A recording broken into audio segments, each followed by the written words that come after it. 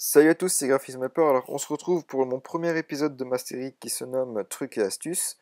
Donc, dans cette série de vidéos, on verra des trucs et des astuces sur Mac ou Windows pour se faciliter la vie et surtout avoir quelques astuces que d'habitude on ne connaît pas.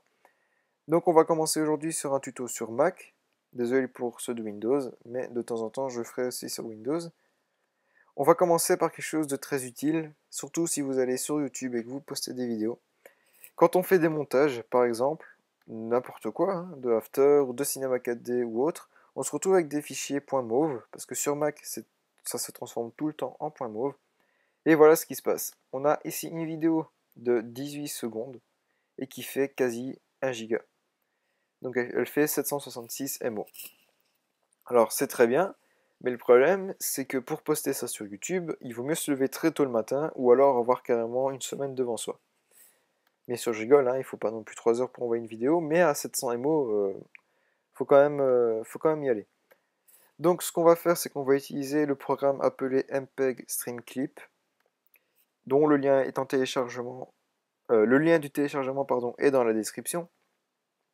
Donc, on va y aller direct. On lance MPEG Stream Clip. On a notre vidéo que je mets juste en glissant dans MPEG Stream Clip.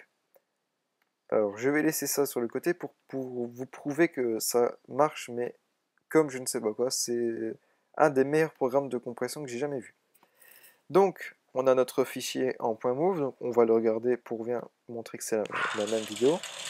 Donc c'est une vidéo de Black Ops, hein, comme ceux qui l'auront remarqué.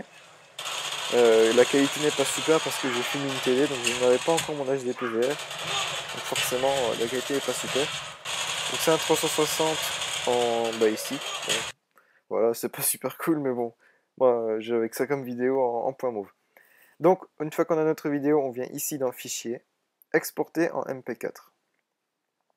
On aura donc tout plein de petites options, donc, dont la qualité qu'on va venir mettre à 100%, parce que forcément, on veut compresser sans perdre aucune perte de qualité. C'est bizarre à dire, même à comprendre. Donc, je me répète, en mieux. Donc, on veut compresser notre vidéo sans perdre un seul pourcent de qualité. Donc, on va laisser toutes les options comme ceci. Donc, je vais les expliquer vite fait. La taille de l'image, on va juste redimensionner si on veut son image. Donc, moi, je ne vois pas l'utilité pour l'instant. Ensuite, là, c'est un peu toutes les options. Je vous propose d'aller voir vous-même parce qu'il y a beaucoup de choses. Les rotations, les zooms, etc., etc., recadrage, enfin bon, il y a plein de choses. On fait créer MP4. On choisit la destination, donc moi, sur mon bureau. Ici, on a la petite fenêtre aperçue qui apparaît. Donc, moi, je vais la couper pour que ça aille un peu plus vite. Mais on peut la laisser, il n'y a aucun problème à ça. Ici, on a l'avancement de notre compression avec l'encodage vidéo, avec le débit et les pourcents terminés. Donc, on va attendre un petit peu, il reste plus beaucoup de temps. Et notre vidéo en .move, donc je rappelle qu'elle faisait 766 MO. Donc, c'est terminé. Je n'ai plus besoin d'MPEG String Clip, je quitte en faisant commande Q et je viens voir ici les informations de ma vidéo en MP4. Donc, comme on peut le voir, on est passé de 766 MO à 41,8. Si ça, c'est pas de la compression. Alors vous me direz, ouais, c'est cool, mais le problème, c'est qu'on perd énormément de qualité. Et c'est là que je vais dire qu'on ne perd absolument rien. Et c'est ça qui m'a surpris. Parce que quand un ami à moi m'a dit, mais essaye ce programme, tu verras, tu ne seras pas déçu. Il est quasi de passer de 1 giga à 10 MO. Je lui dis, ouais, mais la qualité, elle est complètement pourrie.